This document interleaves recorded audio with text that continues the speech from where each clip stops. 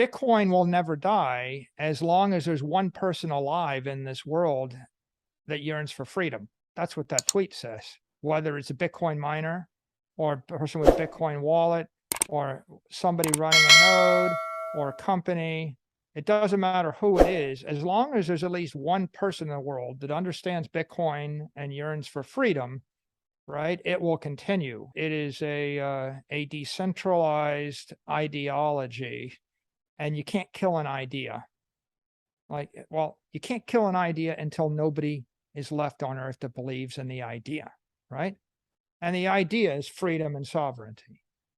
That's the idea manifested in a technology protocol.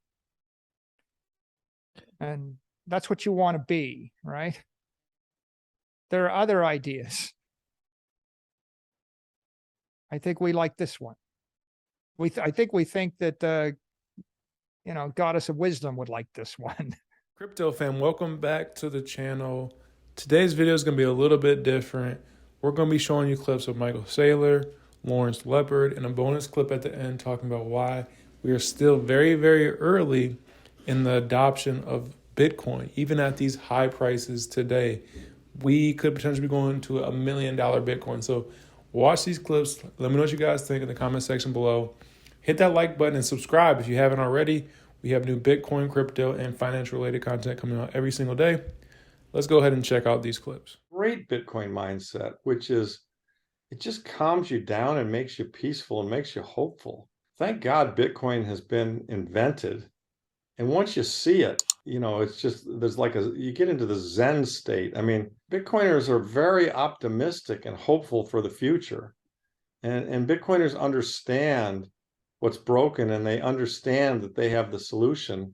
And it's, and we understand that we're kind of on the cutting edge. I mean, it's like, it was fun back investing in the internet in 1994 and going, this is going to be big. And that's the same feeling I'm getting with Bitcoin and Bitcoiners. And yeah, the mindset is, isn't it wonderful that this technology was invented, which solves an incentive problem that's existed since the beginning of time, which is that people left to their own devices will cheat. I mean, we're all flawed and we will cheat. And here's a form of monetary economics where you can't cheat. and so once you see that, it's like, I don't know, maybe it's like in the early days, people discovering, religion and Christianity, just, oh my God, everyone's buying into this. We don't have to kill each other. There's actually a higher calling that we're all here for. And I know a lot of people say, oh, it's all crazy and you guys are a cult, but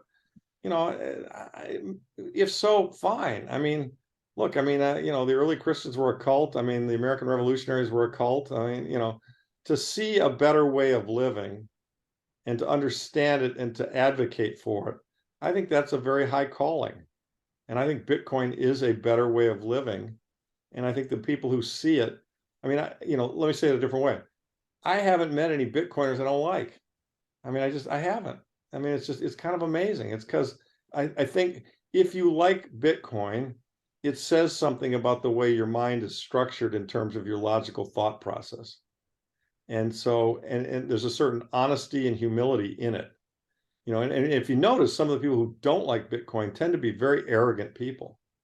I mean, the most arrogant people hate it the most, right? And the people who love it tend to generally kind of be somewhat humble about it and in awe of it. And so, yeah, there's definitely a Bitcoin mindset, and it's a beautiful thing, in my opinion. The idea of being able to move $1 million from, New York to Tokyo is only the second order idea. It allows you to bypass the Fed, and it allows you to bypass all the credit layers. So you don't need the central bank, you don't need the correspondent bank, you don't need the credit card network, etc. Yeah, all nice. But what I've said tongue in cheek, if you go back some of my tweets, I said the magic of Bitcoin is not transferring money to someone 10,000 miles away. It's transferring money to someone 10,000 days away. Right? It's a much bigger idea, right? The minor idea is I transfer the money through space, cross domains, point to point in cyberspace. The bigger idea is I manifest the money in cyberspace because something in cyberspace never dies. It's forever. The real interesting idea here is not that I can send $1 billion from point A to point B for $1, which is whatever, 1,000x, a million X cheaper. If I can move money a million X cheaper, that's an idea. But the idea that I could put the $1 billion into cyberspace at all, where it will be uncorrupted and immortal and last for 1,000,000 years, that's a much bigger idea. And then the biggest idea is that once I put it in cyberspace, it's not just immortal, it's pure energy, right? People get confused about energy and we could talk about it a bit. The truth is it's even better than energy. It's scarcity. Giving me a lot of hope for the future. I mean, to be honest with you, being a gold guy and fighting the war, you get run down. I mean, you get really, really run down. Here we were fighting these gold wars and, we got these reinforcements. I mean, these Bitcoin guys are charging up the hill with a sharper spear and we're going to kill this fiat monster. And, the gold guys were trying to kill the fiat monster too, but to be honest with you, we weren't doing that good a job. we're getting our asses kicked.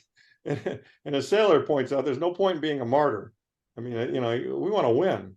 We want to win. We want to, the system's broken. The wrong people are winning. Let's crush these assholes. And and so Bitcoin has given me great hope and conviction that we will, in a reasonable time frame in my lifetime. Whereas pre-Bitcoin with gold, I was always a little, dubious. I mean, it primarily just because we were getting punched in the face for a long time.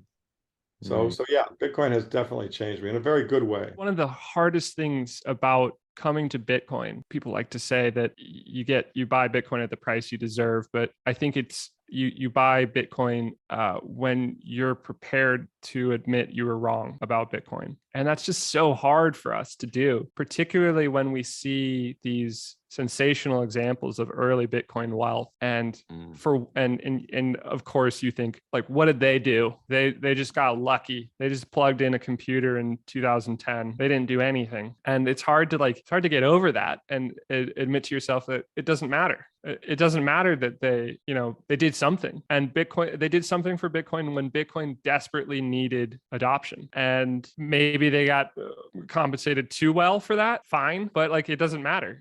To embrace Bitcoin, to get to Bitcoin, you have to forgive yourself for having been wrong about Bitcoin, for having missed it the first time you heard about it in 2013, the second time you heard about it in 2017. Everybody misses it. And it's part of the pain and humbling process of coming to Bitcoin for everyone. At some point, you have to focus not on who are the people that adopted it earliest that you wish you were, but instead focus on how many people are still behind you. Because that's where the numbers are very helpful to realize that there's only 4 million addresses on chain on the Bitcoin network that have 0.1 Bitcoin in them, which is to say there's only 4 million people who have properly secured. At most, there's 4 million people who have saved $2,000 in Bitcoin in an address they control in a world with 8 billion people. So 1/2000th of the world has done that at most. That means that,